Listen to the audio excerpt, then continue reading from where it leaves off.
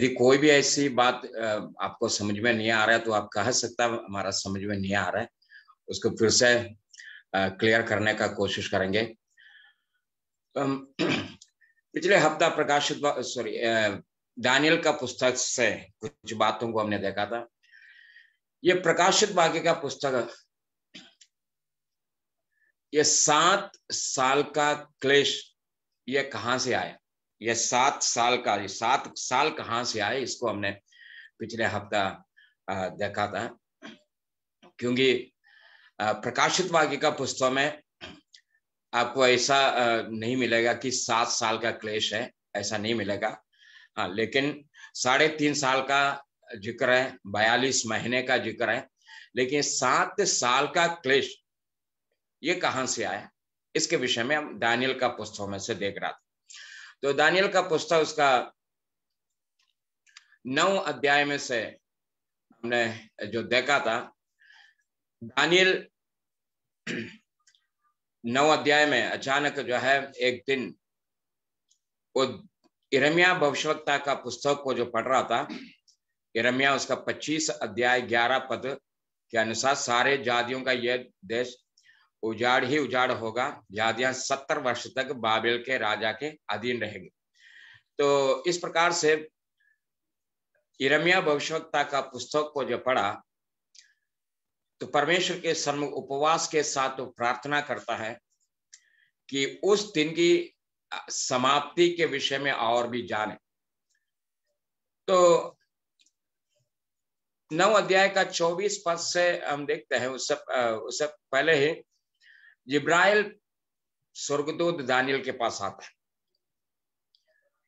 9 अध्याय का 21वां पद में हम देखते हैं, और जिब्राइल दानियल को जो संदेश जो देता, तेरे लोगों और तेरे पवित्र नगर के लिए 70 सप्ताह ठहराए हैं, तो उसके अंत तक अधर्म का होना बंद हो, पापों का अंत और अधर्म का प्रायश्चित हो जाए, युग युग का धार्मिकता प्रकट हो, और दर्शन पर और भविष्यवाणी पर छाप दिया जाए, और परम पवित्र का अभिषेक किया जाए। तो ये संदेश जिब्राइल जो देता है, मतलब ये घटना होने के लिए 70 सप्ताह इस्राएलियों के लिए दिया, या दानियल के सामने रखा, तुम्हारे लिए 70 सप्ताह ठहराए। इसके अंत में यह सारे बातें अभी हमने जो देखा है वो सब कुछ घटना घटेगा। अर्थात हम इस बात को जानते हैं, ये प्रभु यीशु मसीह के राज में ही, या राज की शुरुआत में ही ये सारे घटना घटेगा। हम जो कहते हैं यीशु मसीह का दूसरा आगमन होगा, यीशु मसीह का दूसरा आगमन में जब संसार में 1000 साल का राज करेगा, तो वो उस राज से पहले ही ये सारे घटना होना है। उसके बाद यीशु मसीह का राज शुरू हो जाएगा, अर्थात अधर्म हमेशा के लिए बंद होना, और फिर पापों का अंत। मैंने आपको पिछले हफ्ता इसका संदर्भ आपको बताया था, यह सब मतलब कैसे होगा। अर्थात इसराइल का जो अधर्म, इसराइल जो है हमेशा के लिए इसराइल में से पाप को दूर करना, ये भविष्यवाणी परमेश्वर ने अपने दास यशायाह के द्वारा जो बताया गया है, वो पौलुस भी रोमियो की पत्री में उसको कोट करता है। और फिर उसके बाद है पापों का अंत। मैंने आपको बताया था ये बुक ऑफ रेवलेशन 20 अध्याय का 1 से 3 पद तक, यह तब होगा पाप का अंत। पाप उत्पन्न करने वाला या पाप करने के लिए प्रेरणा देने वाला शैतान को जब बांधा जाएगा, तो ये घटना प्रकाशित वाक्य 20 अध्याय का 1 से 3 पद को हम देखते हैं। और अधर्म का प्रायश्चित किया जाना, इस्राएली लोग जो है साल में एक बार प्रायश्चित का एक त्योहार है उनका, कि सारे इस्राएलियों का प्रायश्चित का दिन, तो प्रायश्चित करता है। तो इस्राएलियों के लिए एक प्रायश्चित का समय है। जब हम इस्राएलियों का 7 त्योहारों के विषय में जब हम देखते हैं, उस त्योहार में से एक त्योहार वो प्रायश्चित का त्योहार है। तो वो प्रायश्चित का त्योहार इस्राएली लोग हर साल मनाते थे, लेकिन साथ ही साथ हम इस्राएल का उन त्योहारों को देखे फसह से लेकर झोपड़ियों के पर्व तक जो 7 त्योहार है, आप जब लेविय व्यवस्था उसका 23 अध्याय में जब जाएंगे तो आप देख सकते हैं वहां पर 7 त्योहार। तो उन त्योहारों को आप जब अध्ययन करेंगे, ये आने वाला भविष्य का भी जो है घटना को ये त्योहार दर्शाता था। अर्थात इस्राएली लोग हर साल फसह का त्योहार मनाते थे। ये फसह का त्योहार यीशु मसीह का क्रूस की मृत्यु को दर्शाते थे। और उसके बाद जो है अगला त्योहार अगमीरी रोटी का जो त्योहार इस्राएली लोग जो मनाते थे, दूसरा त्योहार, वो यीशु मसीह का मृत्यु को जो दर्शाता था।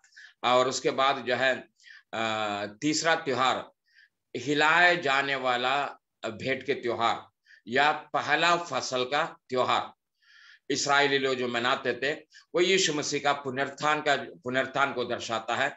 उसी प्रकार से जो अगला जो त्योहार 14 त्योहार जो पेंतिकोस का त्योहार या नया फसल का त्योहार जो है, वो पवित्र आत्मा का उतरना या कलीसिया का जो है स्थापना को जो है मानते हैं। और इसके बाद जो है फिर तुरही फूकी जाने वाला या नरसिंगा का त्योहार। तो ये नरसिंगा का त्योहार देखते हैं यीशु मसीह का गुप्त आगमन या कलीसिया को यहाँ से उठा लिया जाने की घटना को दर्शाता है। फिर उसके बाद एक प्रायश्चित का जो त्योहार है, वो प्रायश्चित का त्योहार के विषय में ही हम यहाँ पर जो है देखते हैं अधर्म का प्रायश्चित किया जाना, जिसके विषय में जकरिया उसका 12 अध्याय का 10 पद, 13 अध्याय का 1 पद और यशायाह 66 अध्याय का 8वां पद में हम देखते हैं।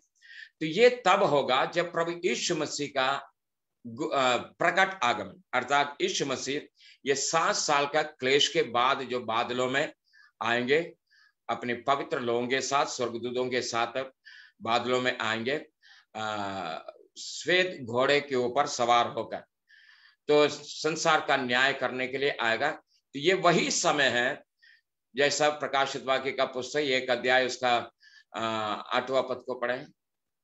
प्रभु परमेश्वर जो है और जो था और जो आने वाला है, जो सर्वशक्तिमान है, यह कहता है। 7वां पद, देखो वो बादलों के साथ आने वाला है और हर एक आंख उसे देखेगी, वरन जिन्होंने उसे बेधा था वे भी उसे देखेंगे, जिन्होंने उसे बेधा था वे भी उन्हें देखेंगे, और पृथ्वी के सारे कुल उसके कारण छाती पीटेंगे। पृथ्वी के सारे कुल उसके कारण छाती पीटेंगे। जकरिया का पुस्तक 12 अध्याय का 10वां पद है।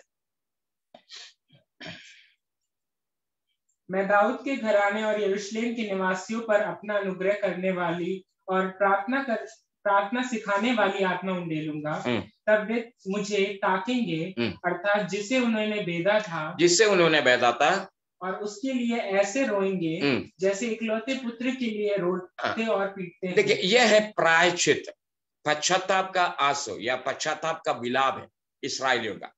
तो इस्राएली लोग यहाँ पर पश्चाताप करता है, तो यही पश्चाताप के साथ उनका प्रायश्चित किया जाता है। फिर उसके बाद जो है युग युग का धार्मिकता वहां पर प्रकट होना। उसके बाद हम जानते हैं शैतान को जब बंद किया जाता है तो फिर जो है संसार में पाप का कोई सवाल ही नहीं।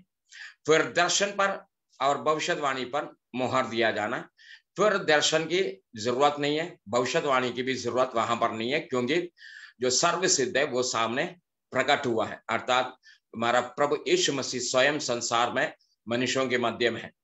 और फिर जो अंत में जो है परम पवित्र स्थान का, या वहां पर इस प्रकार से लिखा परम पवित्र का अभिषेक किया जाना। मैंने आपको पिछले हफ्ता भी बताया था, एक जो है मंदिर इस्राएलियों का या यहूदियों का जो मंदिर के विषय में, सबसे पहले इस्राएली लोग 40 साल की जंगल की यात्रा में उनके पास मंदिर नहीं था, निवास स्थान था। और निवास स्थान के बाद फिर ये लोग कनान देश में पहुंच जाता है। सबसे पहला जो मंदिर जो बनाया गया, सुलेमान ने मंदिर बनाया था। सुलेमान का मंदिर बाबुल का राजा नेबुकदनेस्सर उसको नाश करता है। उसके बाद फिर कुसरू राजा की आदेश पर इस्राएली लोग वापस आकर यरूशलेम में एक मंदिर बनाता है, जिस मंदिर को जरुब्बाबिल के मंदिर के नाम से जाना जाता है। इसी मंदिर को हेरोदेस महान जो है, इस मंदिर को दोबारा एक नया रूप दिया है। मतलब ये मंदिर जो है नया मंदिर नहीं, ये वही मंदिर है या दूसरा मंदिर, जिस मंदिर को जरुब्बाबिल ने बनाया था, उसी मंदिर को ही हेरोदेस राजा ने एक नया रूप दिया है, जिसको हेरोदेस के मंदिर के नाम से भी जाना जाता है। तो इस मंदिर को AD 70 में तीतुस के द्वारा नष्ट किया जाता है। उसके बाद आज तक जो है इस्राएल में कोई मंदिर नहीं, यहूदियों के लिए कोई मंदिर नहीं है। यरूशलेम में उसी स्थान में जहां पर मंदिर होना चाहिए था, उसी स्थान में अभी एक मॉस्क है। तो लेकिन यहेजकेल का पुस्तक में हम देखते हैं एक मंदिर फिर से बनाया जाएगा, और उस मंदिर को बनाते समय उस मंदिर का अभिषेक भी करना जरूरी है, क्योंकि जब कभी भी मंदिर बनाता है, मंदिर को अभिषेक करने के बाद ही वो मंदिर को इस्तेमाल करता था। तो यहाँ पर जो बात कहता है परम पवित्र, ये परम पवित्र स्थान है, जो मंदिर का जो तीसरा स्थान, पहला स्थान जो आंगन, दूसरा स्थान जो पवित्र स्थान, तीसरा स्थान परम पवित्र स्थान, तो परम पवित्र स्थान का अभिषेक किया जाना। तो इस प्रकार से यीशु मसीह के संसार के राज के साथ शुरू होने के साथ है ये भविष्यवाणी पूरा हो जाता है। लेकिन ये समय आने से पहले जिब्राइल ने दानियल से कहा, तुम्हारे लिए और तेरे लोगों के लिए, पवित्र नगर के लिए 70 सप्ताह दिया गया।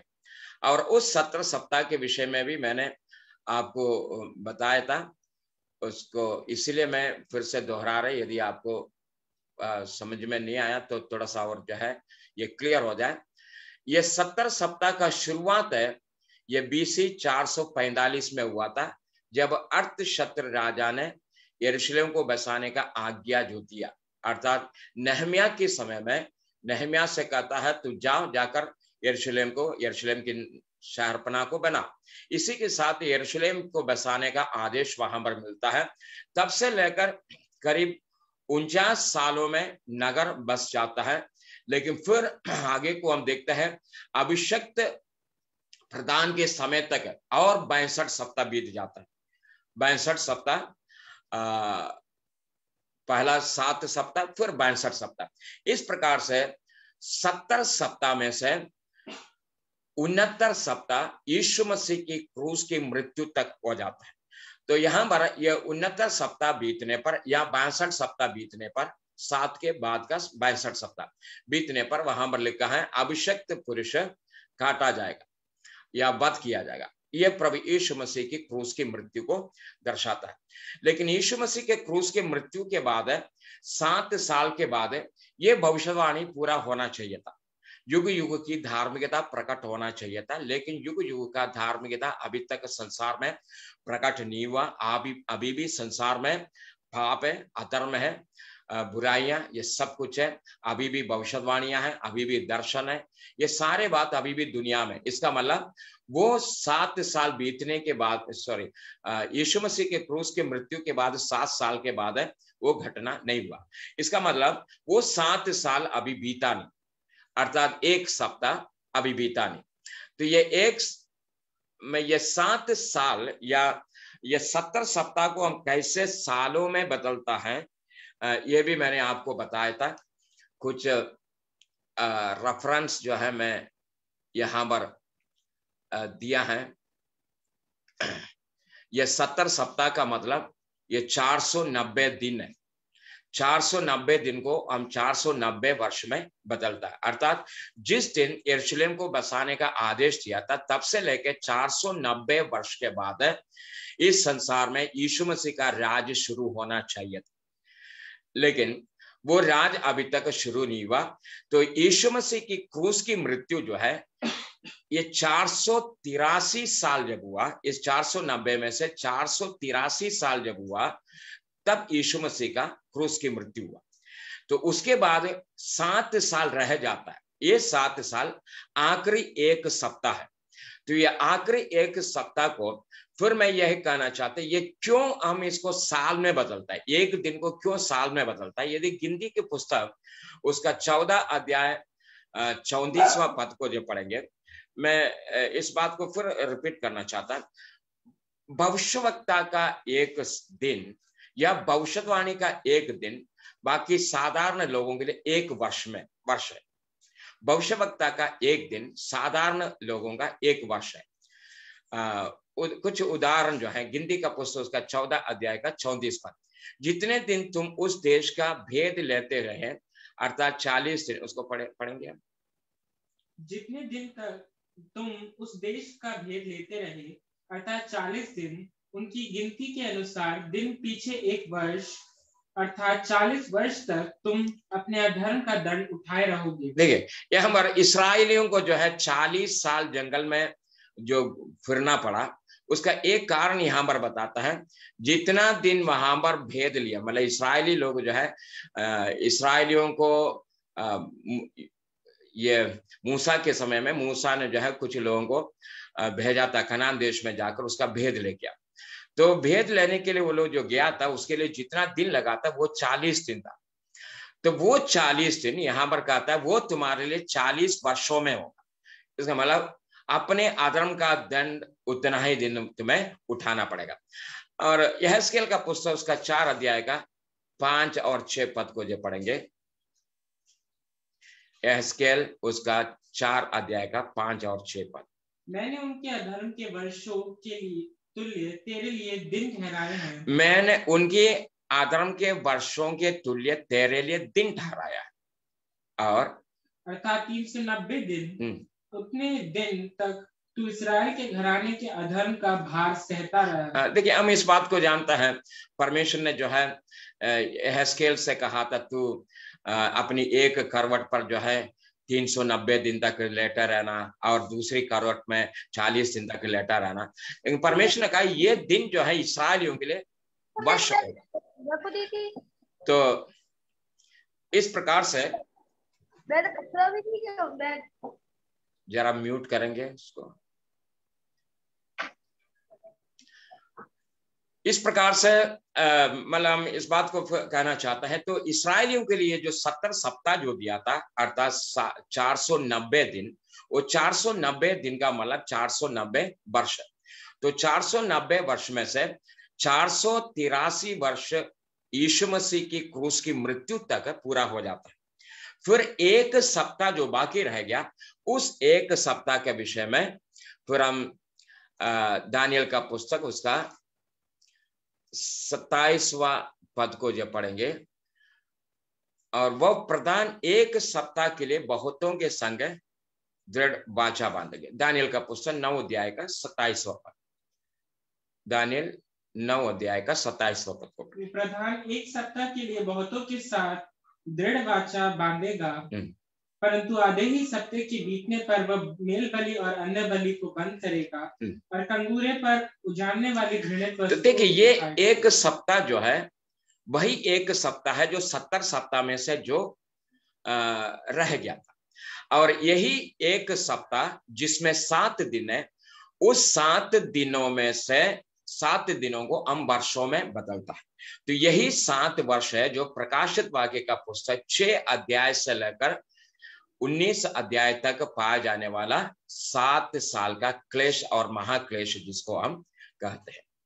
परमेश्वर का स्तुति।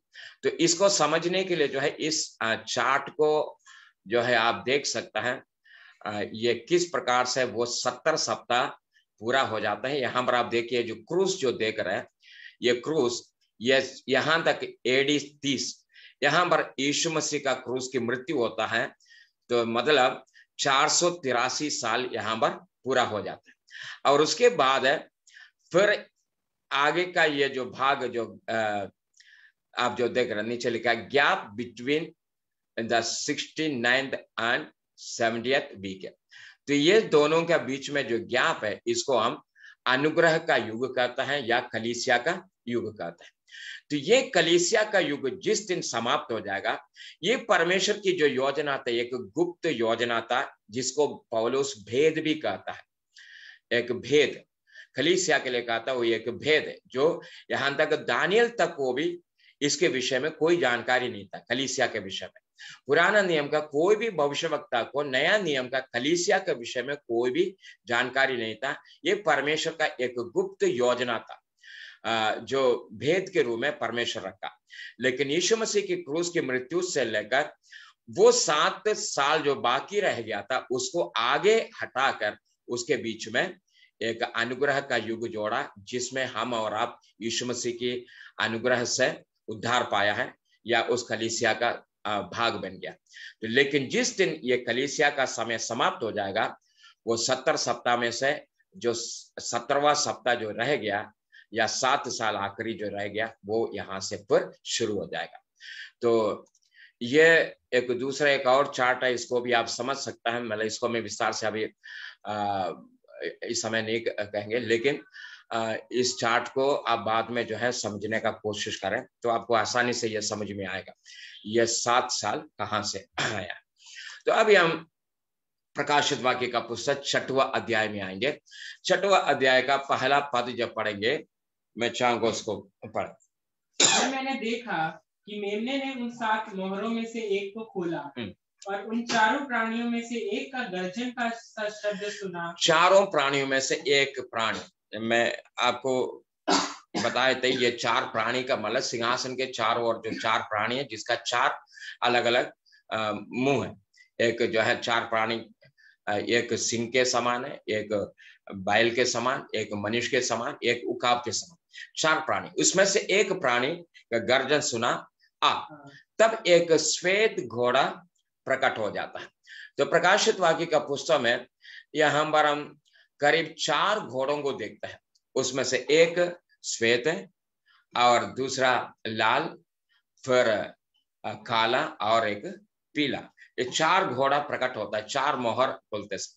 तो ये पहला मोहर जब खुलता है तो यहां से कष्ट आरंभ हो जाता है। तो मैं फिर आपको जो है याद दिलाना चाहता है, कृष्ण विरोधी का, जिसको हम एंटी क्राइस्ट बोलता है, कृष्ण विरोधी का आगमन का शुरुआत है। यहां पर कृष्ण विरोधी प्रकट रूप में संसार में प्रवेश करता है। तो देखिए उस पद को एक बार और पढ़ेंगे। उसका दूसरा पद है, मैंने दृष्टि की और देखो एक श्वेत घोड़ा है और उसका सवार धनुष लिए हुए है और उसे एक मुकुट दिया गया और वह जय करता हुआ निकला कि और भी जय प्राप्त करे। जय करता हुआ निकला कि और भी जय प्राप्त करे। देखिए ये सवार इसमें या जो सवार जो व्यक्ति बैठा है, वो व्यक्ति जिस घोड़े पर बैठा वो घोड़ा श्वेत घोड़ा है। और ये श्वेत घोड़ा जो है ये एक बहुत बड़ा एक धोखा है। आप प्रकाशित वाक्य का पुस्तक 19 अध्याय में जब जाएंगे, प्रकाशित वाक्य 19 अध्याय में, वहां पर श्वेत घोड़े पर जो है प्रभु यीशु मसीह के आगमन को आप देख सकते हैं। जरा उसको पढ़ेंगे 11 पद। फिर मैंने स्वर्ग खुला हुआ देखा और देखता हूँ कि एक श्वेत घोड़ा है और उस पर एक सवार है जो विश्वास योग्य और सत्य कहलाता है और वह धर्म के साथ न्याय और युद्ध करता है। देखिए एक श्वेत घोड़ा, उस पर सवार को भी देखता है। उसका विषय में एक बार और पढ़िए, जो विश्वास योग्य और सत्य कहलाता है। वो विश्वास योग्य और सत्य कहलाता है। अर्थात देखिए यह प्रभु यीशु मसीह है। प्रभु यीशु मसीह इस संसार के अंदर राज करने के लिए जो यीशु मसीह आएंगे, या जिसको हम यीशु मसीह का दूसरा आगमन या महिमा का आगमन कहता है, उस आगमन में यीशु मसीह श्वेत घोड़े पर आता है। तो देखिए कृष्ण विरोधी भी, जिसको हम एंटी क्राइस्ट है, कृष्ण विरोधी कहते हैं, उसका भी आगमन सेम उसी प्रकार से श्वेत घोड़े पर है, दुनिया को धोखा देने के लिए कि दुनिया इस बात को समझे यही मसीहा है। सेम वही सारे कार्य जो प्रभु यीशु मसीह करता है या मसीहा जो करता है, वही सारे कार्यों का नकल ये एंटी क्राइस्ट भी करेगा। तो वो उसका जो है प्रकट होना, संसार पर प्रकट होना हम यहाँ पर देखते हैं। और एक उस पद को एक बार और पढ़ेंगे, उसका दूसरा पद को, 6 अध्याय का दूसरा पद को। मैंने दृष्टि की और देखो एक श्वेत घोड़ा है और उसका सवार धनुष लिए हुए है। धनुष लिए हुए हैं और उसे एक मुकुट दिया गया। उसको एक मुकुट दिया गया और वो जय करता हुआ निकला। वो जय करता हुआ निकला कि और भी जय प्राप्त, और भी जय पाए। मतलब इस दूसरा पद आप ध्यान दें, उसके हाथ में एक धनुष है। केवल धनुष शब्द इस्तेमाल किया है, लेकिन वहां पर कोई तीर नहीं है। जब कभी भी कोई युद्ध करने के लिए जाता है वो धनुष और तीर दोनों इस्तेमाल करता है, लेकिन यहां पर इस व्यक्ति के हाथ में केवल धनुष है, तीर नहीं है। इसका मतलब इस बात को प्रकट करना चाहता है वो युद्ध के साथ नहीं है, वो युद्ध के साथ प्रकट नहीं होता है, वो संसार में शांति कायम करने का झूठा सांत्वना देते हुए या झूठा जो है बाचा बांधते हुए उस संसार पर प्रकट होता है कि संसार में मैं शांति कायम करना चाहता हूं। और दूसरी बात है, इस व्यक्ति को एक मुकुट दिया गया। अक्सर हम इस बात को जानते हैं, जब कभी भी कोई राजा राज करता है उनका मुकुट जो है उसका जो है वारिस होता, मतलब उनके लिए जो है उनकी बाप दादाओं से लेकर जो हक है वही है उनका मुकुट। मतलब जब कभी भी कोई राजा उनकी राजकाल समाप्त होता है, उनका पुत्र को राज सिंहासन में बैठाता है तो वो मुकुट उनको मिल जाता है, प्राप्त हो जाता है। लेकिन यहां पर इस व्यक्ति को जो मुकुट है जो दिया गया है, ये इस प्रकार का कोई मुकुट नहीं, मतलब उनका हक का मुकुट नहीं है, लेकिन ये और कहीं से ये मुकुट दिया जाता। मतलब ये दुनिया की शासन की ओर से या दुनिया के राष्ट्रों के ओर से दिया जाने वाला एक हक अधिकार, ये जो इस व्यक्ति को जो दिया गया। और फिर यहां पर अगले बात अब जो देखता है, वो जय पाता हुआ और भी जय पाने के लिए आगे की ओर जा रहा है। तो इस प्रकार से ये कृष्ण विरोधी दुनिया में प्रकट हो जाता है। देखिए यही बात अभी आप दानियल का पुस्तक उसका 9 अध्याय का 27वां पद को एक बार और पढ़े। देखिए ये व्यक्ति किस प्रकार से प्रकट होता है, और वो प्रधान 1 सप्ताह के लिए बहुतों के संग दृढ़ वाचा बांधेगा। ये दृढ़ वाचा क्या है कि शांति कायम करना। तो आज हमारा संसार के अंदर सबसे महत्वपूर्ण आवश्यकता जो है वो है शांति। जो चारों तरफ जो अशांति का माहौल है, राज पर चढ़ाई करना, एक दूसरे के साथ विरोध, एक दूसरे के साथ आतंक, एक दूसरे के साथ युद्ध, एक ऐसी परिस्थिति बना हुआ है। ऐसी समय में दुनिया में कोशिश करता है, बड़े बड़े राष्ट्र जो है इस बात का कोशिश करता है किसी न किसी रीति से दुनिया में शांति स्थापित करना है, लेकिन अभी तक कोई भी दुनिया के अंदर शांति कायम नहीं कर पाया। जितने भी बार कोशिश किया है दुनिया में शांति लाने का, लेकिन उसमें से कोई भी प्रयत्न सफल नहीं हुआ। तो लेकिन ये जो प्रदान प्रकट होगा 1 सप्ताह के लिए, अर्थात 7 साल के लिए, वो बहुतों के साथ दृढ़ वाचा बांधेगा। उसमें से बहुतों में से महत्वपूर्ण जो है जो एक ग्रुप है वो यहूदी लोग है, वो इस्राएली लोग है। इस्राएल के साथ भी एक दृढ़ वाचा बांधे, और यही वो व्यक्ति इस्राएल के लिए जो है जो कई ऐसा मतलब प्रतिज्ञा वो वायदा करेंगे। इस्राएलियों के लिए अभी जो है बहुत महत्वपूर्ण एक जरूरत यह है, उनका जो मंदिर AD 70 में जो टूट गया, जो अभी तक जो है जो बन नहीं पाया, इस्राएलियों के लिए बहुत महत्वपूर्ण एक जरूरत है। जो आज तक इस्राएलियों के लिए कोई भी ऐसा मार्ग नहीं दिख रहा है कि ये मंदिर कैसे बनाया जाए। जैसा मैंने आपको बताया, जिस स्थान में मंदिर है यरूशलेम में, ये वही स्थान है मोरिया का पहाड़। मोरिया की पहाड़ है जहां पर किसी समय में अब्राहम ने अपने पुत्र इसहाक को बलि चढ़ाने के लिए जो ले गया था। तो यही इसी स्थान में सुलेमान ने मंदिर बनाया था। और फिर थोड़ा सा और हम आगे जाएं, जब दाऊद का राजकाल में दाऊद इस्राएलियों का गिनती लेने के कारण परमेश्वर का विरुद्ध में पाप किया, तो परमेश्वर ने इस्राएल के अंदर जो है विपत्ति डाला। तो दाऊद परमेश्वर के सामने विलाप करता है, पश्चाताप करता है, तो परमेश्वर ने इस्राएलियों को, यहूदियों को मारने वाला दूध को आज्ञा दिया बंद कर। तो दाऊद देख रहा था, दूध अपने हाथ को रोक दिया। तो हम पर लिखा है अर्नोन की कल्याण। तो यही अर्नोन की कल्याण है जो मोरिया की पहाड़ में था। यबूसियों का जो है स्थान है, यबूसी लोगों का जो है जो पहाड़ था। तो उसी स्थान में जब दाऊद ने देखा, स्वर्गदूत ने अपने हाथ को रोका, अर्नोन के पास जाकर कहा ये कल्याण हमें दे दो ताकि मैं यहाँ पर परमेश्वर के लिए भेदी बना। तो अर्नोन ने कहा ये आप मुफ्त में ले लीजिए, इसका कोई कीमत की जरूरत नहीं। तो दाऊद कहता नहीं, मैं अपने परमेश्वर के लिए मुफ्त में भेंट नहीं चढ़ाऊंगा। तो उस स्थान को दाऊद ने खरीदा था और आने वाले दिनों में उसी स्थान में सुलेमान ने मंदिर बनाया। लेकिन आज उसी स्थान में जहां पर मंदिर था उस स्थान में मस्जिद है। तो ये इस्राएलियों के लिए ये बहुत असंभव की बात है, उस स्थान में अभी मंदिर बना है। तो आने वाला समय में हो सकता है जो कृष्ण विरोधी का प्रकट होने के समय में इस्राएलियों के साथ यही प्रॉमिस करेगा, मंदिर मैं बनवा के दूंगा।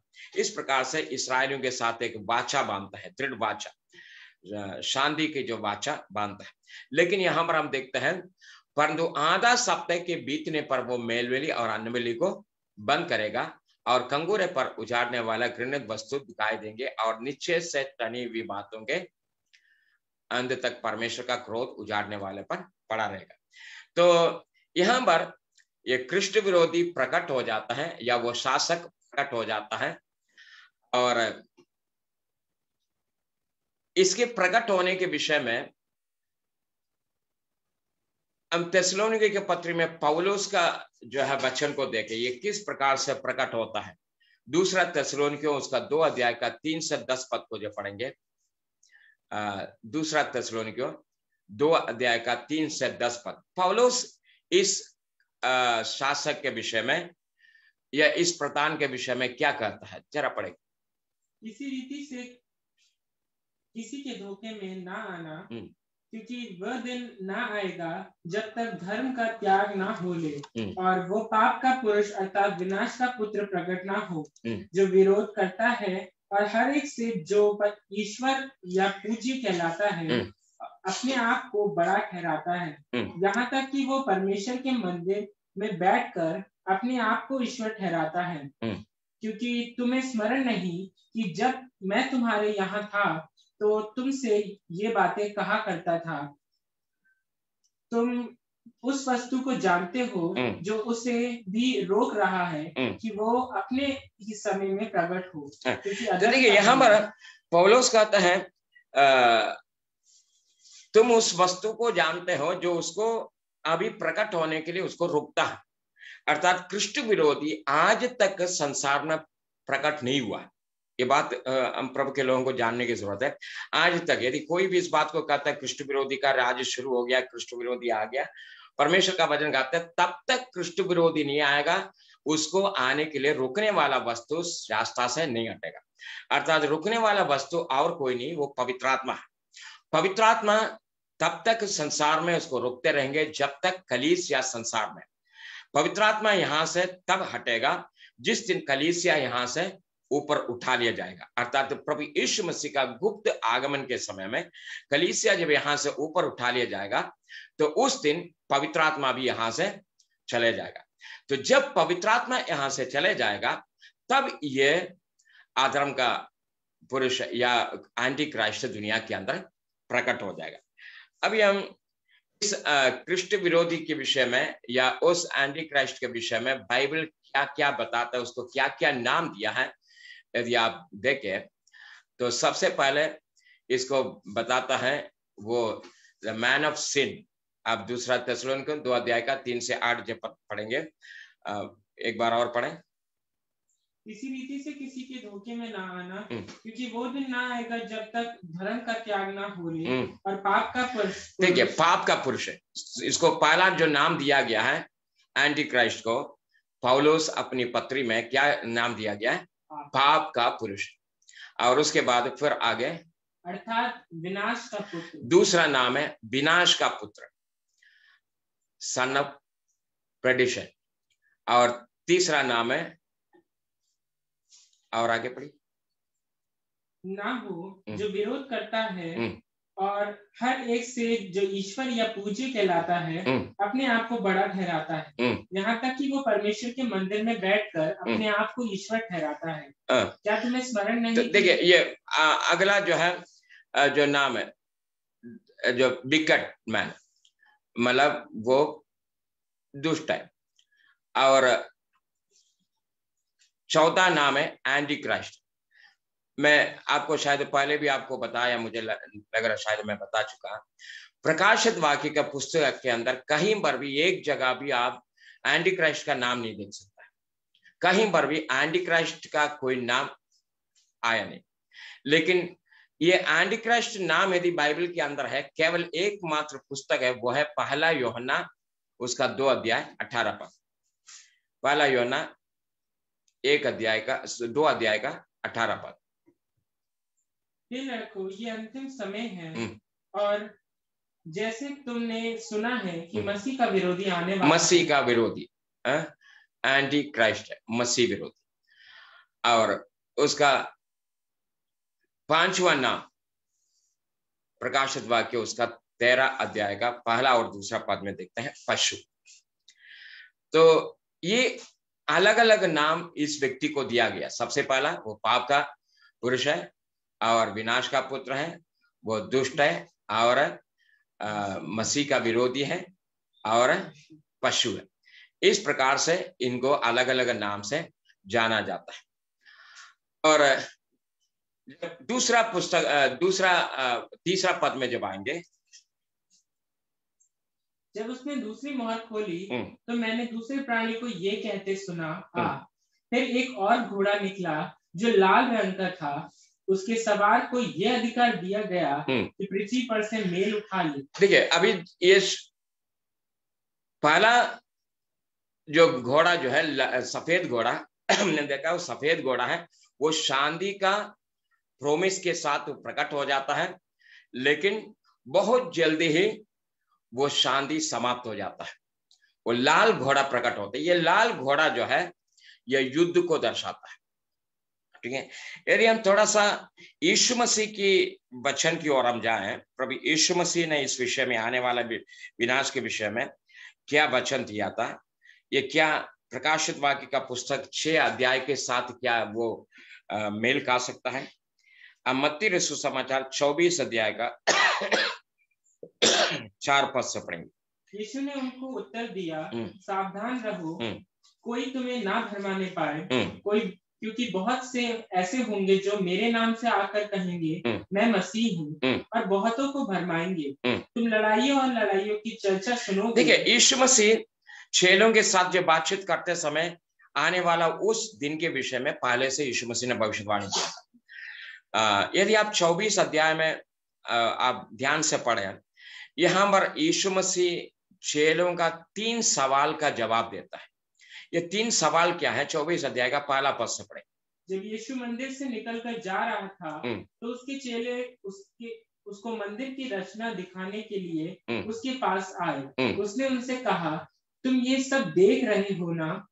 मैं तुमसे सच कहता हूँ, यहाँ पत्थर पर पत्थर भी ना छूटेगा। जब यीशु मसीह अपने चेलों के साथ मंदिर से जब निकल के जा रहा था, चेलों ने जो मंदिर की सुंदरता को, सारे विशेषता को दिखाया, तो यीशु मसीह ने कहा, मैं तुम्हें सच कहता हूं, इसका पत्थर पर पत्थर नहीं रहेगा, ढा दिया जाएगा। और उसके बाद फिर जब वो जैतून पहाड़ पर चढ़ा, तो यीशु मसीह चेलों के साथ जब जैतून पर्वत पर आया, तो चेले अभी यीशु से सवाल करता है। क्या सवाल करता है? हमें बता कि ये बातें कब होंगी? ये बातें कब होंगी? देखिए, पहला सवाल ध्यान देना, यीशु मसीह मत्ती रसूल समाचार 24 अध्याय में यीशु मसीह जो जवाब देता है, उसमें चेलों का सवालों का जवाब है। कौन सा सवाल? ये बात कब होगा? कौन सी बात है? यीशु मसीह ने कहा, इस पत्थर पर पत्थर नहीं रहेगा, ढा दिया जाएगा।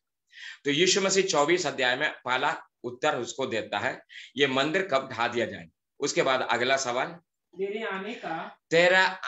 आने का और जगत के अंत का क्या चिन्ह है? जगत का अंत का क्या चिन्ह है? और तो यहाँ पर 2 सवाल। दूसरा सवाल, तेरे आने का क्या चिन्ह है? और फिर तीसरा सवाल क्या है? जगत का अंत कब होगा? तो 3 सवाल यीशु मसीह से जो किया। जब हम मत्ती रसूल समाचार 24 अध्याय जब पढ़ेंगे तो हमें समझना, ये 3 सवाल का जवाब यीशु मसीह मत्ती रसूल समाचार 24 अध्याय में देता है। अब आप उसका 4 पद से जब पढ़ेंगे तो देखिए क्या ये हमारा यीशु मसीह जवाब देता है। यीशु ने उनको उत्तर दिया, हाँ, यीशु ने उनको उत्तर दिया, सावधान रहो, कोई तुम्हें ना भरमाने पाए, क्योंकि बहुत से ऐसे होंगे जो मेरे नाम से आकर कहेंगे मैं मसीह हूँ, और बहुतों को भरमाएंगे। तब तुम लड़ाइयों और लड़ाइयों की चर्चा सुनोगे तो घबरा ना जाना। तो देखिए यीशु मसीह जो जवाब देता है उसमें सबसे पहले बहुत से आकर तुम्हें भरमाएंगे कि मैं मसीह हूं। तो एक ऐसी समय आएगा लोग मेरे नाम से आएगा या अपने आप को मसीह कहकर आएगा।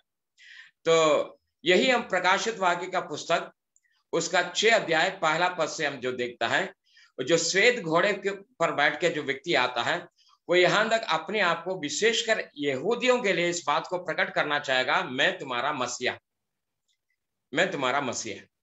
तो अपने आप को मसीह घोषित करेगा, अपने आप को कहेंगे मैं ही मसीह हूं। लेकिन प्रभु यीशु मसीह चेलों को पहले से कहा तुम ऐसी भरमाने वाले बात आएगा तो उस बात पर विश्वास नहीं करना। तो ये बात हम पिछले दिनों में यदि देखें, कई बार दुनिया के अंदर कई लोग आकर इसी प्रकार का दावा किया मैं मसीहा। पिछले दिनों में ऐसा कई घटना को हुआ है। मैं उन बातों की ओर जाना नहीं चाहता है वो कौन कौन था जो कब कब आके कहा मैं मसीह। तो कई लोगों ने इस बात का दावा किया, लेकिन अंत में प्रिय वो दिन आएगा जिस दिन कृष्ण विरोधी आएगा, वो कृष्ण विरोधी भी इस बात को कहेंगे मैं मसीहा। विशेषकर कृष्ण विरोधी यहूदियों को ये बात विश्वास दिलाना चाहता है, जिस मसीहा का इंतजार तुम करते हैं वही मसीह मैं हूं। आपको मालूम है इस्राएली लोग आज तक यीशु मसीह को अपना मसीहा नहीं माना। जब प्रभु यीशु मसीह इस संसार में आया, यूहन्ना उसका 1 अध्याय 11 पद में वो अपनों के बीच में आए, उनके अपनों ने उसे ग्रहण नहीं किया। तो यीशु मसीह को उन्होंने मसीहा नहीं माना, उसी यीशु को सूली पर चढ़ाया। तो लेकिन अभी हम कुछ देर पहले बताया था, जब यीशु मसीह दोबारा जब बादलों में आएंगे तो यीशु को देखेंगे, तो जिन्होंने उसको भेजा था वे भी छाती पीट के विलाप करेंगे, हाय यही मसीहा था जिसको हमने सूली पर चढ़ाया। इसीलिए वो छाती पीट कर विलाप करेंगे। तो कहने का मतलब आज तक यहूदी लोग इस बात को नहीं मानता कोई मसीहा आया है, वो इसी विश्वास में एक मसीहा आने वाला है। तो ये कृष्ण विरोधी जब आएंगे तो सबसे पहले यहूदियों को ये बात विश्वास दिलाना चाहेंगे, जिस मसीहा का इंतजार तुम कर रहे हो वो मसीहा मैं हूं, और मैं तुम्हारे लिए दुनिया में शांति कायम करेंगे। लेकिन इस प्रकार से इस्राएली लोग जो है धोखे में आ जाते हैं। वो आधा सप्ताह मतलब इस्राएलियों के साथ जो है वाचा बांधेंगे, लेकिन जैसा हमने शुरुआत में कहा आधा सप्ताह बीतने पर वो मेल बलि और अन्य बलि को बंद करवाएंगे। मतलब जो भी वाचा उन्होंने बांधा तो वाचा समाप्त करेंगे। फिर हम देखते हैं पृथ्वी में फिर एक युद्ध का समय शुरू हो जाता है। अभी देखिए यीशु मसीह इस विषय में क्या कहता है मत्ती 24 अध्याय में, तुम लड़ाइयों और लड़ाइयों की चर्चा सुनोगे। यह है लाल घोड़ा, लड़ाइयों और लड़ाइयों की चर्चा। तो ये लाल घोड़ा जो है यह युद्ध को दर्शाता है। तो बहुत शीघ्र वो जो शांति की बात जो कहा था वो शांति वहां पर समाप्त हो जाता है। यदि आप थिस्सलुनीके का पहला पत्र उसका 5 अध्याय का पहला पद से जो पढ़ेंगे, थिस्सलुनीके 5 अध्याय का पहला पद से पौलुस क्या कहता है इस झूठी तसली या झूठी वायदे के विषय में पौलुस क्या कहता है। देखिए, पर हे भाइयों, इसका प्रयोजन नहीं कि समय और कालों के विषय में तुम्हारे पास कुछ लिखा जाए, क्योंकि तुम आप ठीक जानते हो जैसे रात को चोर आता है वैसे ही प्रभु के आने का दिन आने वाला है। जब लोग कहते होंगे कुशल है, और कुछ भय नहीं, अर्थात ये जो मसीह विरोधी या जो झूठा जो है मसीह, वो लोगों को जो है कहेंगे मैं शांति कायम किया, दुनिया में अभी कोई लड़ाई नहीं होगा, दुनिया में शांति है। तो ये झूठी शांति दुनिया को देता है। लेकिन यहाँ पर पौलुस क्या कहता है, जब लोग कहते होंगे कुशल है और कुछ भय नहीं, तो उन पर एकाएक विनाश आ पड़ेगा, जिस प्रकार गर्भवती पर पीड़ा, जैसे गर्भवती पर पीड़ा। तो इस प्रकार से वो शांति जो झूठी शांति वहां पर समाप्त हो जाती है। देखो फिर यीशु मसीह का उस वचन को देखेंगे मत्ती सुसमाचार 24 अध्याय में। मैं ये सारे भाग इसीलिए पढ़वा रहे ताकि आप समझे कहां कहां इस प्रकाशित वाक्य का पुस्तक 6 अध्याय के अंदर जो है दिया गया या वर्णन किया गया बातें कहां कहां पहले से भविष्यवाणी किया गया, इस बात को हम देख रहे हैं। पढ़िए। तुम लड़ाइयों और लड़ाइयों की चर्चा सुनोगे तो घबरा ना जाना, क्योंकि इनका होना अवश्य है। इनका होना अवश्य है, परंतु उस समय अंत ना होगा। परंतु उस समय अंत ना होगा। तो अभी बीते हुए दिनों में भी कई बार जो लड़ाइयों के विषय जब शुरू हुआ, मतलब कई चर्चा जब आया तो जो तुरंत जो है न्यूज़पेपर वगैरह में जो तुरंत एक न्यूज़ आता है, तीसरा विश्व युद्ध शुरू हो गया, तीसरा विश्व युद्ध का उल्टा गिनती शुरू हुआ है। मतलब तुरंत लोगों के मुंह में जो है एक शब्द जो आया, तीसरा विश्व युद्ध। लेकिन मैं आपको बताना चाहता हूं, जब तक कलीसिया इस दुनिया में है तब तक तीसरा विश्व युद्ध नहीं होगा। ये लड़ाइयों और लड़ाइयों की चर्चा तो जरूर सुनाई देता है, लेकिन ये सब पीड़ाओं का आरंभ है। और इसी प्रकार से कृष्ण विरोधी की राज शुरू होने के बाद भी जो पहला जो शांति का जो वायदा उन्होंने जो किया, वो शांति समाप्त होकर फिर तुरंत जो है कि लड़ाई हम देखते हैं। लेकिन ये लड़ाई भी वो तीसरा विश्व युद्ध नहीं, इस लड़ाई का अंतिम भाग है जो तीसरा विश्व युद्ध के नाम से हम जो जानते हैं। हम आने वाला समय में देखेंगे वो तीसरा विश्व युद्ध किसको कहता है। और आगे पढ़ेंगे मत्ती। परंतु उस समय अंत ना होगा, क्योंकि जाति पर जाति और राज्य पर राज्य चढ़ाई करेगा, और वो जगह जगह अकाल पड़ेंगे और भूकंप होंगे। अभी देखिए आप अभी प्रकाशित वाक्य का पुस्तक 6 अध्याय में आएंगे। जब उसने दूसरी मोहर खोली तो मैंने दूसरे प्राणी को ये कहते हुए सुना, फिर एक और घोड़ा निकला जो लाल रंग का था, उसके सवार को यह अधिकार दिया गया कि पृथ्वी पर से मेल उठा ले। पृथ्वी पर से मेल उठाए। जो थोड़े समय का जो शांति पृथ्वी में कायम किया, उस मेल को वो समाप्त करता है। फिर आगे, ताकि लोग एक दूसरे को वध करें। ताकि लोग एक दूसरे को वध करें। यीशु मसीह क्या कहता है? यीशु मसीह ने क्या किया? जाति जाति पर चढ़ाई करेंगे, एक दूसरे पर वो चढ़ाई करेंगे, एक दूसरे को मारेंगे। तो ये इनको यहाँ पर अधिकार मिलता है, ये एक दूसरे को वध करें। और आगे, और उसे एक बड़ी तलवार दी गई। फिर आगे, जब उसने तीसरी मोहर खोली तो मैंने तीसरे प्राणी को ये कहते सुना, मैंने दृष्टि की और देखो एक काला घोड़ा है, और उसके सवार के हाथ में एक तराजू है। और मैंने उन चारों प्राणियों के बीच में से एक शब्द यह कहते सुना, दिनार का सेर भर गेहूं और दिनार का 3 सेर जौ, पर तेल और दाखरस की हानि ना करना। मत्ती 24 अध्याय का 7 पद में यीशु मसीह क्या कहता है? क्योंकि जाति पर जाति और राज्य पर राज्य चढ़ाई करेगा, और जगह जगह अकाल पड़ेंगे, जगह जगह अकाल पड़ेंगे, और भूकंप होंगे। ये सब बातें पीड़ाओं का आरंभ, ये सब पीड़ाओं की आरंभ है। तो ये क्लेश की शुरुआत है। मतलब मैं पहले आपको बताया, ये 7 साल का जो क्लेश, ये 7 साल को हम 2 भागों में डिवाइड करता है, 3.5 और 3.5।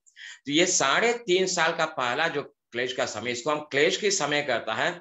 ये जिसको प्रभु यीशु मसीह की भाषा में कहा जाए तो पीड़ाओं का आरंभ है। लेकिन इसके बाद एक महापीड़ा या महाक्लेश के समय आने वाला। लेकिन उससे पहले जो भी बातें जो हम देखते हैं, वो सब कठिन या एक महाकष्ट का समय नहीं, वो बहुत बड़ा विपत्ति का समय नहीं। लेकिन ये अकाल, मृत्यु, लड़ाई, ये सब कुछ होगा, लोग मारा जाएगा। लेकिन इससे भी भयंकर क्लेश इसके बाद आने वाला है। अर्थात आखिरी जो 3.5 साल जो रह जाता है, उसी में इससे भी भयंकर विपत्ति का समय आने वाला है। अभी आगे और पढ़ेंगे मत्ती उसका 24 अध्याय का 8वां पद से। ये सब बातें पीड़ाओं का आरंभ होंगी, तब वे क्लेश देने के लिए तुम्हें पकड़वाएंगे और तुम्हें मार डालेंगे, और मेरे नाम के कारण सब जातियों के लोग। 8वां पद पढ़ रहा है। 8वां, ये सब बातें पीड़ाओं का आरंभ होंगी। 7वां पद, क्योंकि जाति पर जाति और राज्य पर राज्य चढ़ाई करेगा, और जगह जगह अकाल पड़ेंगे और भूकंप होंगे। जगह जगह अकाल पड़ेंगे और भूकंप होंगे। और आगे, ये सब बातें पीड़ाओं का आरंभ होंगी। अभी हम आएंगे तो देखिए ये तीसरा मोहर हमने देखा जो है सब काला घोड़ा है। ये काला घोड़ा जो है एक भयंकर अकाल को दर्शाता है। और विशेषकर जो है लोगों का ये मानना है जब कृष्ण विरोधी का जो जांच का समय जब आएंगे, हम लोग अभी उसमें जाएंगे, आने वाला समय में वहां तक पहुंचेंगे, तो ये जो 666 जो है सबके हाथ में लगना जरूरी है। जैसा प्रकाशित वाक्य 13 अध्याय में हम जो देखते हैं, जिसका देने हाथ में माथे में 666 का मोहर जो नहीं लगाया, ना कोई चीज ले सकता है, ना कोई चीज बेच सकता है। तो यही माना जाता है आने वाला समय में, चाहे पानी हो चाहे भोजन हो, प्रत्येक वस्तु ये इस नंबर के द्वारा जो है कंट्रोल किया जाएगा, या 666 वाला चिप के द्वारा कंट्रोल किया जाएगा। तो यही माना जाता है, शायद यही कारण है यह भयंकर अकाल का जो समय आएगा। और दूसरा एक और कारण, अकाल का जो कारण है, जब कभी भी जो युद्ध और बीमारियां जो फैलता है, युद्ध और बीमारी जो फैलता है, तो उसी के साथ अकाल भी आना जरूरी है। लेकिन फिलहाल हम इस बात को ध्यान में रखना, ये सारे घटनाओं के द्वारा जो है काफी मात्रा में लोगों का प्राण का हानि हो जाता है। पढ़िए प्रकाशित वाक्य 6 अध्याय। जब और मैंने चारों प्राणियों के बीच में से एक शब्द ये कहते सुना, दिनार का सेर भर गेहूं और दिनार का 3 सेर जौ, पर तेल और दाखरस की हानि ना कर पाए। और आगे, जब उसने चौथी मोहर खोली तो मैंने चौथे प्राणी को का शब्द ये कहते सुना, मैंने दृष्टि की और देखो एक पीला सा घोड़ा है और उसके सवार का नाम मृत्यु है, और अधोलोक उसके पीछे पीछे है, और उन्हें पृथ्वी की 1/4 पर यह अधिकार दिया गया कि तलवार और अकाल और मरी और पृथ्वी के वन पशुओं के द्वारा लोगों को मार डाले। देखिए अभी पीछे हमने जो देखा, लड़ाई मतलब युद्ध, लाल घोड़ा जो लड़ाई को दर्शाता है, और उसके बाद काला घोड़ा अकाल को दर्शाता है, और उसके बाद जो है जो फिर जो पीला घोड़ा जो दिखता है, ये मृत्यु को दर्शाता है। तो यहाँ पर क्या बताता है, ये किस प्रकार से मृत्यु आ जाता है? तलवार से और अकाल से, मरी से, और पृथ्वी के वन पशुओं के द्वारा लोगों को मार डाला। तो इस सवार को यह अधिकार दिया जाता है। मतलब ये युद्ध के बाद जो अकाल और महामारी जो फैलेगा, उसके द्वारा जो है एक बहुत बड़ा जो है प्राण की हानि हम पृथ्वी में देखते हैं। अभी तो जो है कोरोना के द्वारा जो है काफी लोगों का मौत हो गया, लेकिन आने वाला समय में ये कोरोना कुछ भी नहीं, कोरोना के द्वारा जो मौत हुआ है ये कुछ भी नहीं, लेकिन आने वाला समय में ये जो घटना है, हम जो प्रकाशित वाक्य 6 अध्याय में जो देखते हैं, इसके द्वारा बहुत ज्यादा लोगों की प्राण की हानि हो सकता है। देखिए क्या कहता है वचन,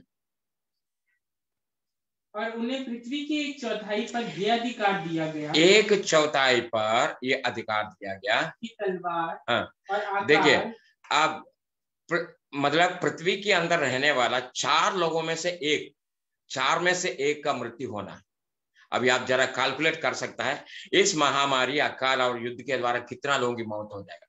जब हम 700 करोड़ लोगों की बात जब कह रहे हैं, तो 700 करोड़ में से जो है 1/4 देखा जाए तो कम से कम जो है कितना होना चाहिए, करीब 250 करोड़ लोगों की, 250 करोड़ लोगों की मौत इस महामारी और युद्ध और तलवार से जो है और बनेले पशुओं के द्वारा किया जाएगा। 250 करोड़ लोगों की मौत। तो इस प्रकार का एक भयंकर विनाश या जो है मृत्यु का समय है, ये जो 14 मोहर जब खोलता है, जो हम देखते हैं। और आगे देखेंगे 5वां। जब उसने 5वीं मोहर खोली तो मैंने वेदी के नीचे उनके प्राणों को देखा, जो परमेश्वर के वचन के कारण और उस गवाही के कारण जो उन्होंने दी थी वध किए गए थे। उन्होंने बड़े शब्द से पुकार कर कहा, हे स्वामी, हे पवित्र और सत्य, तू कब तक न्याय ना करेगा और पृथ्वी के रहने वालों के से हमारे लहू का बदला कब तक ना लेगा।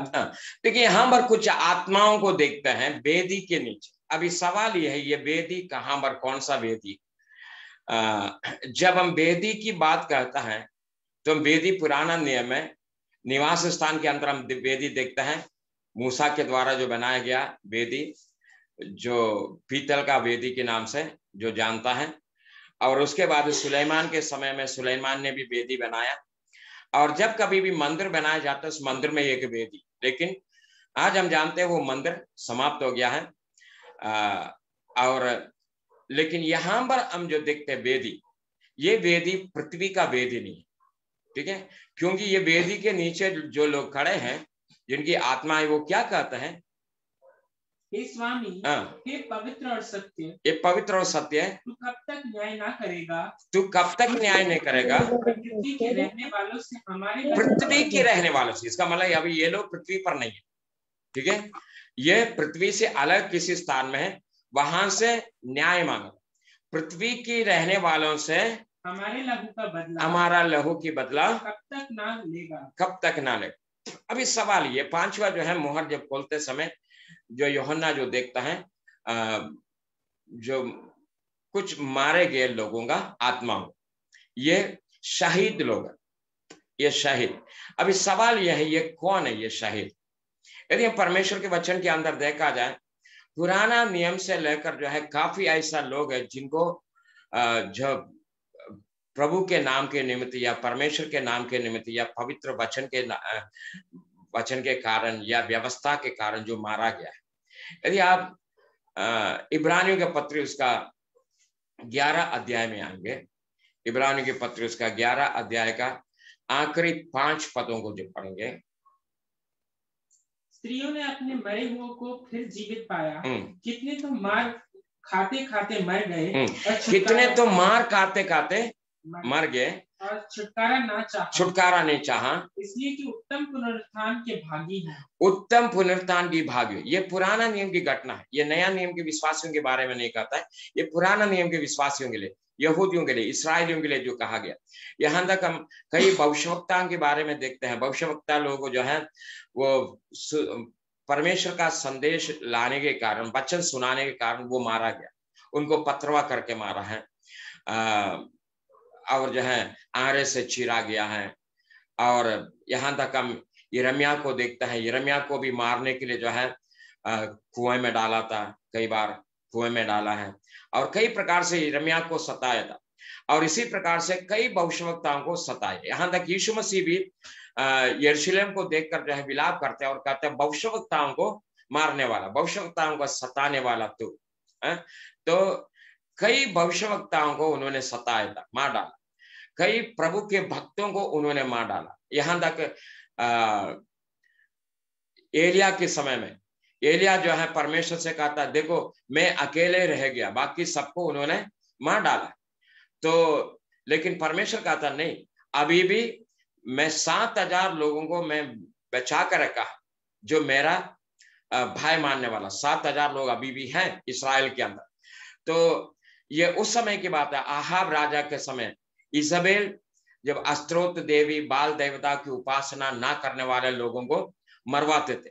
इसी प्रकार से कई राजा लोग जो हैं जो जीवित परमेश्वर की उपासना करने वाले लोगों को मरवाए। तो शहीद लोग पुराना नियम में भी हम देखते हैं और नया नियम में भी हम देखते हैं, कई ऐसा शहीदों को हम देखते हैं। लेकिन ये जो आत्मा है ये नया नियम की कलीसिया के नहीं, एक विश्वासियों का नहीं, उद्धार पाए हुए विश्वासियों की आत्मा नहीं, ये पुराना नियम का विश्वासी और ये 7 साल की क्लेश के समय जो मारा गए लोग उनकी आत्मा है। आत्मा के विषय में हम यहां पर देखते हैं, क्योंकि विश्वासियों के विषय में मैं आपको एक बात बताना चाहता हूं। विश्वासी जो है ऑलरेडी उनका पुनरुत्थान हो चुका है।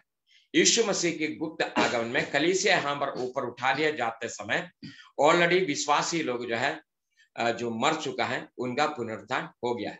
चाहे जो शहीद हुआ है, जो मारा गया है, या जो स्वयं मर गया है, चाहे कोई भी हो, यीशु मसीह के गुप्त आगमन में वो जीव उठता है और कलीसिया उनके साथ मिलकर बादलों में उठा लिया जाता है। तो ये वेदी के नीचे पाए जाने वाला आत्माएं, ये विश्वासी लोग या कलीसिया में से कोई नहीं है, ये पुराना नियम का विश्वासी और 7 साल के क्लेश के समय मारा जाने वाला जो है विश्वासी। और फिर आगे देखिए वो क्या, एक और बात है आप ध्यान दे सकते हैं, नहीं, प्रकाशित वाक्य का पुस्तक उसका 6 अध्याय, कब तक हमारा, और पृथ्वी के रहने वालों से हमारे लहू का बदला कब तक ना लेगा। हाँ। उनमें से हर एक को श्वेत वस्त्र दिया गया, उनमें से हर एक को श्वेत वस्त्र दिया गया, और उनसे कहा गया कि और थोड़ी देर तक विश्राम करो, और थोड़ी देर तक विश्राम करो, जब तक कि तुम्हारे संगी दास और भाई जो तुम्हारे समान वध होने वाले हैं, उनको भी गिनती, तुम्हारे समान अभी वध होने के लिए और भी लोग हैं, उनका भी गिनती जब तक पूरा नहीं होगा। इसका मतलब ये क्लेश के समय की बात है। क्लेश के समय कई लोग मारा गया, अभी और लोग मारा जाने वाला है। तो कहता तब तक तो इंतजार करो जो उनका भी गिनती पूरा नहीं होता। तो अभी सवाल यह है, ये क्लेश के समय कैसे, कौन किस प्रकार से क्यों मारा जाता है, उसका कारण जब प्रकाशित वाक्य का पुस्तक 13 अध्याय में जब आएंगे तो हम देख सकते हैं उसका मारा जाने का कारण क्या है। कृष्ण विरोधी के समय जो भी कृष्ण विरोधी की उपासना नहीं करेंगे या जो उनकी मूर्ति के दंडवत जो नहीं करेगा वो उसको मारा जाए। तो या जो जीवित परमेश्वर की उपासना करता है उन तमाम लोगों को वो मारेगा, और जो अपने हाथों में वो पशु का मोहर नहीं लगाता उनको भी मार दिया जाएगा। तो इस प्रकार से क्लेश के समय काफी लोग जो है शहीद हो जाता है। यहाँ पर जो आत्माएं हम जो देखते हैं, ये आत्माएं उन्हीं लोगों का आत्मा है। और आगे हम देखेंगे तो 6वां मोहर जब बोलता है 12वां पद, जब उसने 6वीं मोहर खोली तो मैंने देखा कि एक बड़ा भूकंप हुआ और सूर्य कंबल के समान काला और पूरा चंद्रमा लहू के समान हो गया। आकाश के तारे पृथ्वी पर ऐसे गिर पड़े जैसे बड़ी आंधी से हिलकर अंजीर के पेड़ में से कच्चे फल झड़ते हैं। आकाश ऐसा सरक गया जैसा पत्र लपेटने से सरक जाता है, और हर एक पहाड़ और टापू अपने अपने स्थान से टल गया।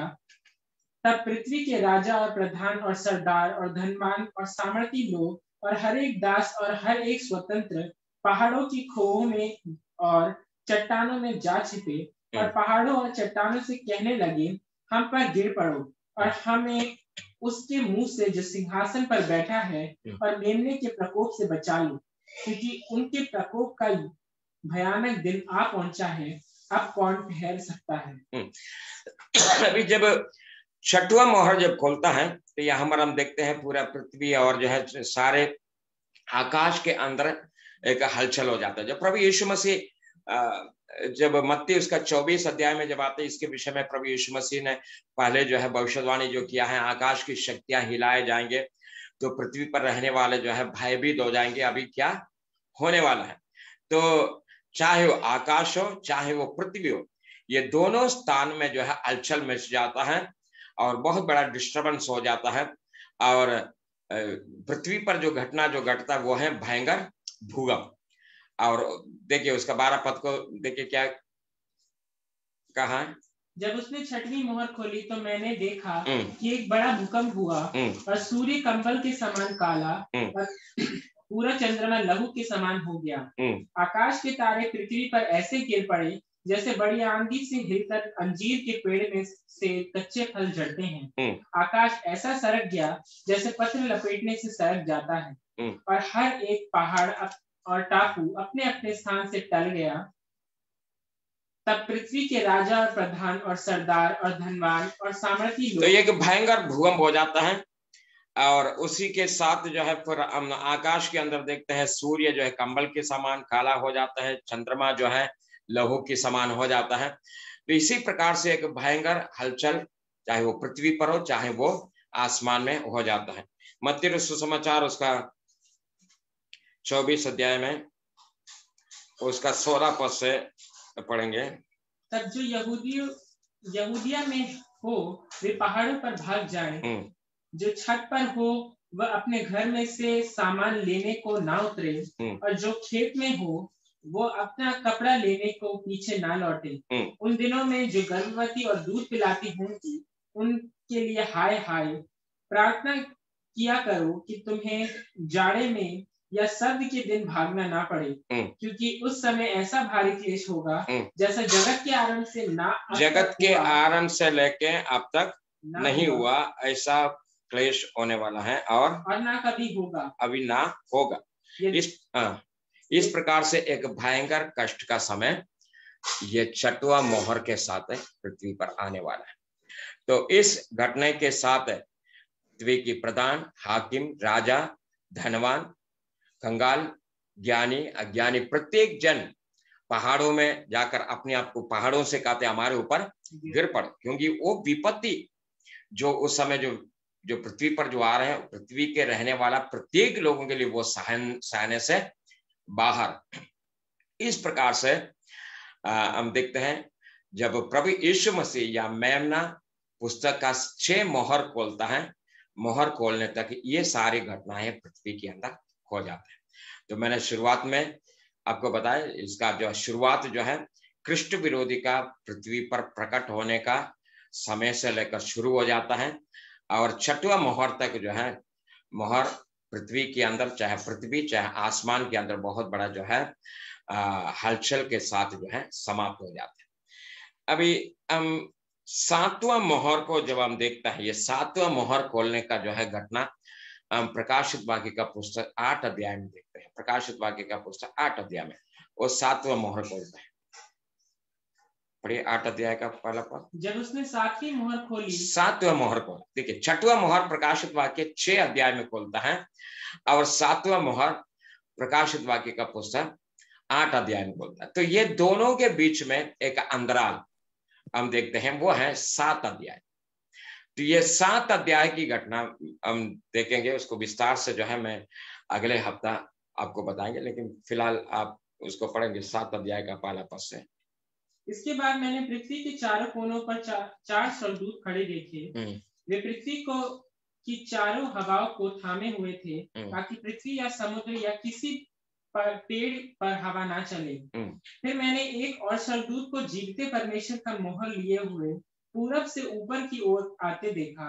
उसने उन चारों स्वर्गदूतों से जिन्हें पृथ्वी और समुद्र की हानि करने का अधिकार दिया गया था, ऊंचे शब्द से पुकार कर कहा, जब तक हम अपने परमेश्वर के दासों के माथे पर मोहर ना लगा दें, तब तक पृथ्वी और समुद्र और पेड़ों को हानि ना पहुंचाना।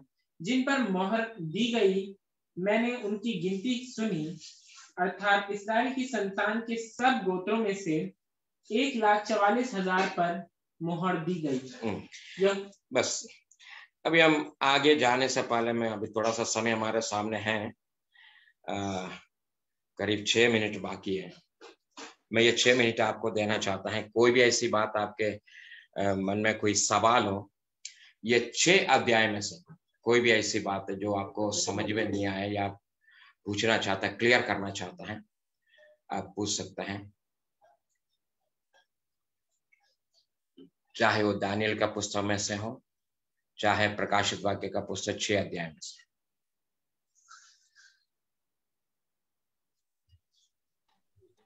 मास्टर एक क्वेश्चन है मेरे पास। यदि कलीसिया के उठा लिए जाने के साथ पवित्र आत्मा भी पृथ्वी पर से उठा लिया जाएगा, तो उस अंत समय में वो लोग जो उद्धार प्राप्त करेंगे या अपना प्राण देकर भी, वो कैसे उद्धार प्राप्त करेंगे? क्योंकि हमारे जीवन में उद्धार का कार्य तो पवित्र आत्मा के द्वारा ही प्रारंभ होता है। जी, जब हम प्रेरितों का काम 2 अध्याय में आता है, तो पवित्र आत्मा का जो उतरने का घटना हम वहां पर देखते हैं। लेकिन इससे पहले हम मत्ती सुसमाचार उसका 3 अध्याय में जब आता है, मत्ती उसका 3 अध्याय में यूहन्ना बपतिस्मा दाता का प्रचार वहां पर शुरू होता है। तो यूहन्ना बपतिस्मा दाता प्रचार करता है, स्वर्ग का राज निकट आया, तुम मन फिरा।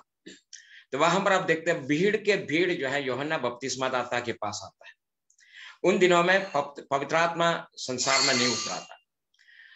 मैं इसको आने वाले समय में थोड़ा सा इसको क्लियर करेंगे, ये क्या है, ये दोनों में फर्क क्या। यूहन्ना बपतिस्मा दाता जो प्रचार जो किया था वो स्वर्ग राज के विषय में प्रचार किया था, जिसको हम आने वाले प्रकाशित वाक्य का पुस्तक के अंदर आप देख सकते हैं, राज का सुसमाचार, राज का सुसमाचार। जो आज हम लोग जो सुसमाचार जो सुन रहे हैं वो राज का सुसमाचार नहीं है, वो अनुग्रह का जो है गॉस्पेल है, अनुग्रह का सुसमाचार, जिसके द्वारा हम लोग उद्धार पाया। तो इस उद्धार प्राप्ति के लिए पवित्र आत्मा हमारे जीवन के अंदर कार्य करना जरूरी है। लेकिन जब यीशु मसीह के समय में जब पवित्र आत्मा नहीं उतरा था, यूहन्ना बपतिस्मा दाता प्रचार करते समय जब राज का सुसमाचार जब सुनाया, उस समय भी बहुत से लोग आकर उस सुसमाचार को सुन के बपतिस्मा लिया, वो पवित्र आत्मा नहीं पाया था, ना पवित्र आत्मा उनके जीवन में कार्य किया। यहां तक यूहन्ना के द्वारा बपतिस्मा लिए हुए लोगों के विषय में बाद में प्रेरितों का काम 16 अध्याय में जब आएंगे, 19 अध्याय में जब आएंगे, तो पौलुस जो है अफसोस नगर में जाता है, वहां पर कुछ चेलों को देखा, उनसे पूछा क्या तुम बपतिस्मा लिया, जब लिया तो क्या पवित्र आत्मा पाया था? उन्होंने कहा हमने उसके विषय में सुना भी नहीं है। तो ये सब वही लोग हैं जो ऑलरेडी बपतिस्मा ले चुका था यूहन्ना बपतिस्मा दाता के द्वारा। और हम अपोलोस के विषय में भी यदि आप देखें, अपोलोस भी एक ऐसा व्यक्ति है जो सुसमाचार प्रचार कर रहा था, लेकिन सुसमाचार प्रचार किया, लेकिन उन्होंने कभी जो है यीशु मसीह की बपतिस्मा के विषय में उनको जानकारी नहीं था, जबकि वो सुसमाचार प्रचार कर रहा था।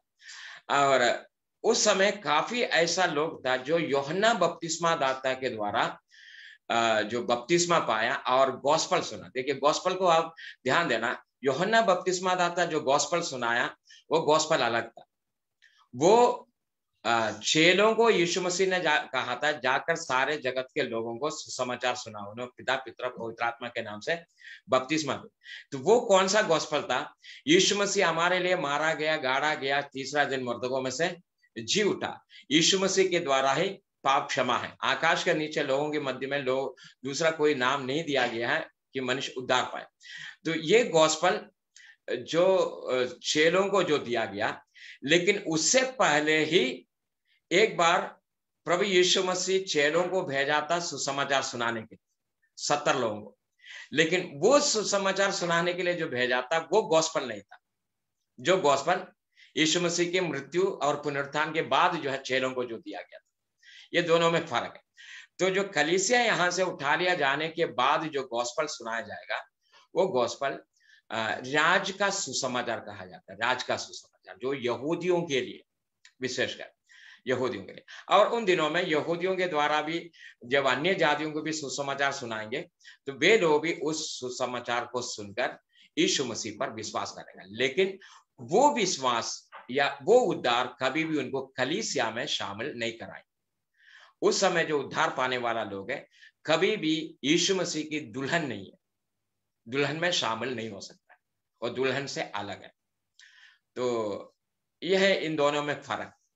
तो मैं इसको थोड़ा सा और विस्तार से जो है मैं जब राज के सुसमाचार अभी आएगा आने वाला समय में, प्रकाशित वाक्य 14 अध्याय में जो स्वर्गदूतों के द्वारा जो सुनाया जाता है, जब वो आएगा तो मैं इसको थोड़ा और विस्तार से आपको बता देंगे। और कोई सवाल?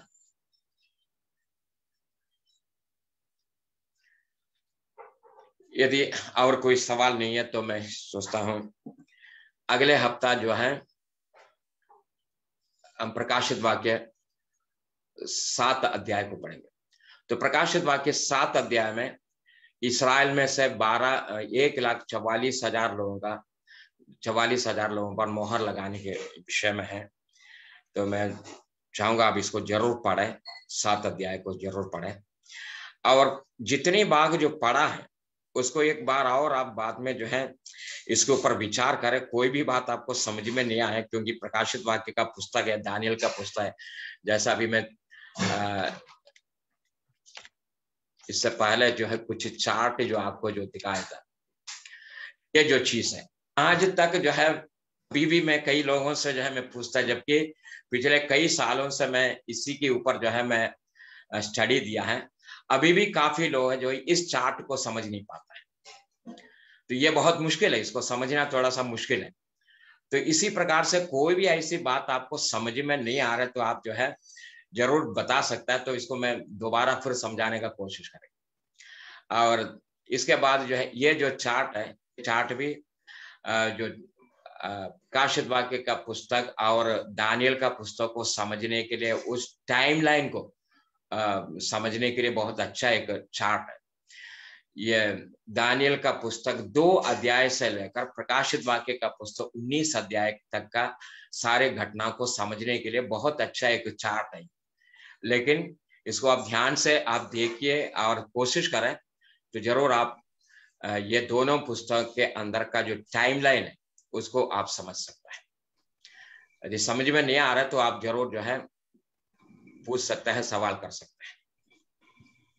तो आज हम यहां पर समाप्त करेंगे, प्रार्थना में जाएंगे। Thank you Jesus. सर्वशक्तिमान स्वर्गीय पिता परमेश्वर, हम आपको धन्यवाद देते हुए आपके सुनगाते हैं। परमेश्वर, जो भी वचन अध्ययन जो किया है प्रभु, इसको समझने के लिए आप और भी मदद करें, तो अपने लोगों को सहायता करें प्रभु। आने वाला समय में और भी परमेश्वर तेरे वचन का प्रकाशन पाने के लिए और जो कुछ भी अध्ययन करते हैं उसको समझने के लिए आप मदद करें परमेश्वर। आपके नाम की महिमा, आदर और महिमा आपको देते हैं प्रभु यीशु के नाम में, आमीन।